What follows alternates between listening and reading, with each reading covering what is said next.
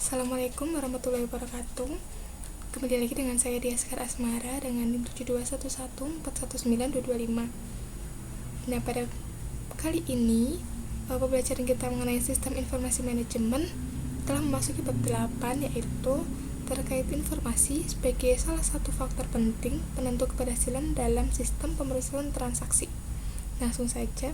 Yang pertama ada sistem pemrosesan transaksi, yaitu suatu sistem yang digunakan untuk menjelaskan sistem informasi yang mengumpulkan data, yang menguraikan aktivitas perusahaan, mengubah data menjadi informasi, dan menyediakan informasi tersebut bagi para pengguna yang ada di dalam maupun di luar perusahaan.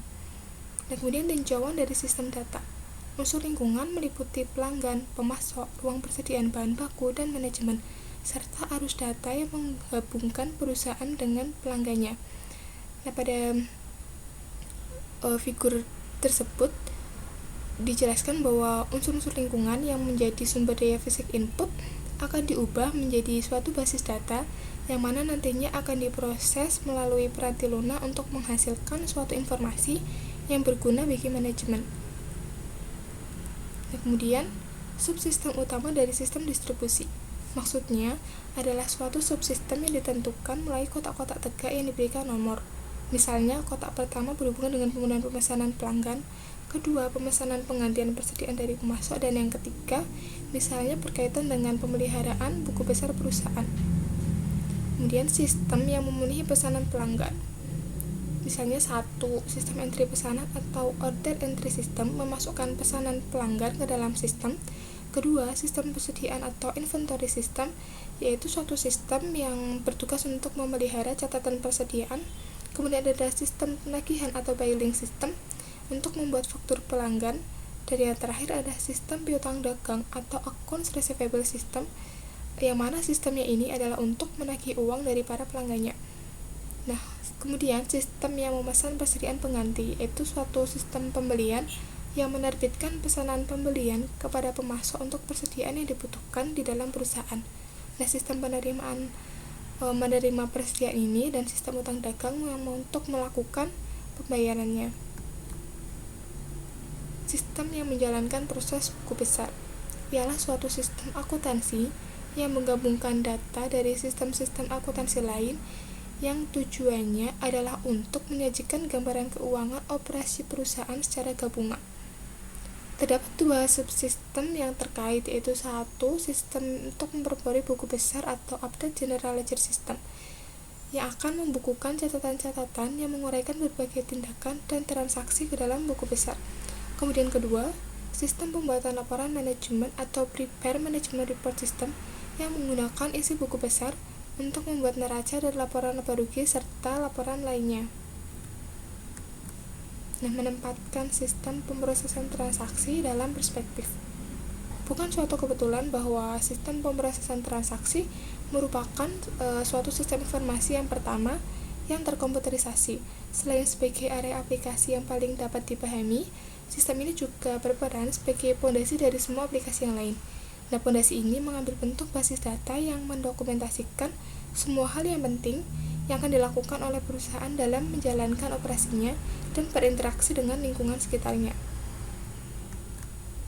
Sistem informasi organisasi, area-area bisnis di perusahaan keuangan, sumber daya manusia, layanan informasi manufaktur dan pemasaran, menggunakan basis data yang diproduksi oleh sistem pemrosesan transaksi ditambah data sari sumber-sumber yang lain untuk menghasilkan suatu informasi yang dapat digunakan oleh para manajer di dalam mengambil keputusan dan memecahkan suatu masalah. Sistem informasi pemasaran adalah suatu sistem informasi yang berhubungan dengan aktivitas pemasaran di perusahaan dan terdiri dari model bauran pemasaran input dan output yang terhubung oleh sebuah basis data. Subsistem input dihubungkan dengan setiap subsistem output yang memberikan informasi mengenai unsur-unsur penting dalam bauran pemasaran. Dan misalnya sistem informasi pemasaran itu jenisnya ada bauran pemasaran atau marketing mix, subsistem produk atau produk subsistem, subsistem lokasi atau place subsistem, subsistem promosi atau promotion subsistem. Kelima, ada subsistem harga atau price subsystem, dan yang terakhir Ada subsistem bauran integrasi atau integrated mixed subsystem. Nah, subsistem input ini merupakan bagian dari sistem pemeriksaan transaksi, yang artinya dia adalah sistem yang mengumpulkan data dari sumber-sumber internal dan lingkungan lalu masukkan ke dalam basis data. Nah, sistem informasi SDM atau sumber daya manusia berkaitan dengan human resource, yaitu suatu sistem yang memberikan informasi kepada manajer perusahaan yang berkaitan dengan sumber daya manusia dalam perusahaan.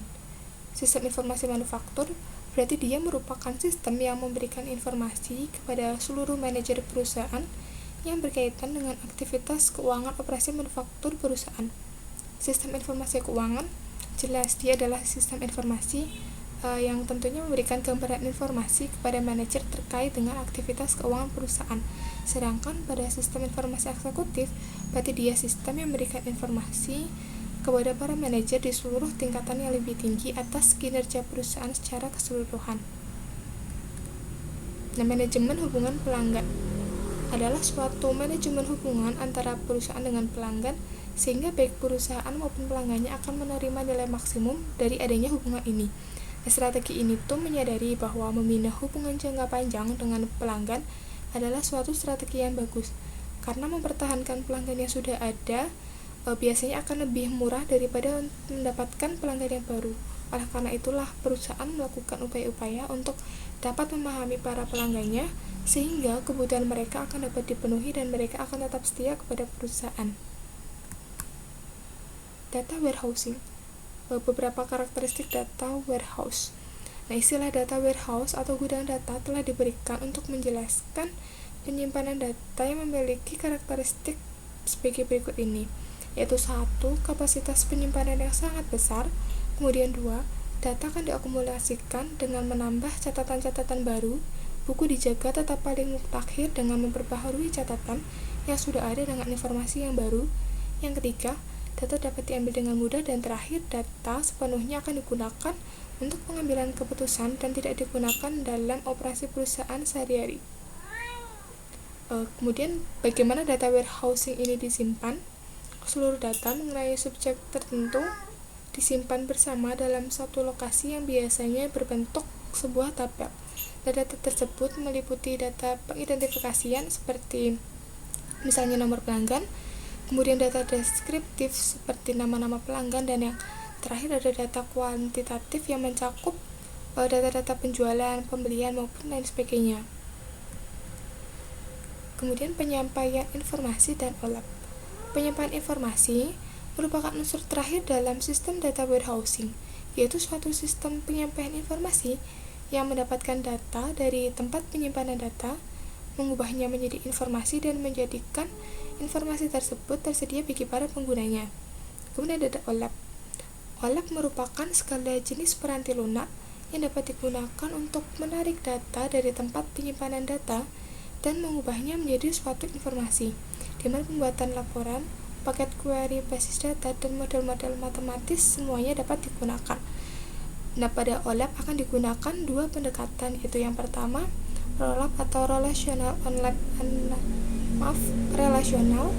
Online Analytical Processing, yaitu menggunakan suatu sistem manajemen basis data relasional yang standar. Kemudian yang kedua ada MOLAP, yaitu Multidimensional OLAP atau Online Analytical Processing, yaitu menggunakan suatu sistem yang menggunakan sistem multidimensional. Kemudian menempatkan data warehousing dalam perspektif.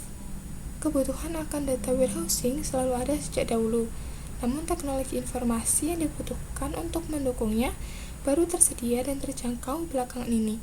Nah, ketika teknologi mampu mengejar permintaan, beberapa pencapaian yang dramatis pun berhasil dilakukan, seperti cara baru penyimpanan data dalam paket-paket informasi yang memungkinkan dilakukannya analisis data dengan cara yang praktis dan tak terbatas, dan OLAP yang akan memungkinkan diambilnya data dengan cepat. Sekian pemaparan dari saya, kurang lebihnya mohon dimaafkan. Nah, kemudian untuk materinya atau PPT-nya akan saya sertakan linknya di dalam deskripsi. Sekian, wassalamualaikum warahmatullahi wabarakatuh.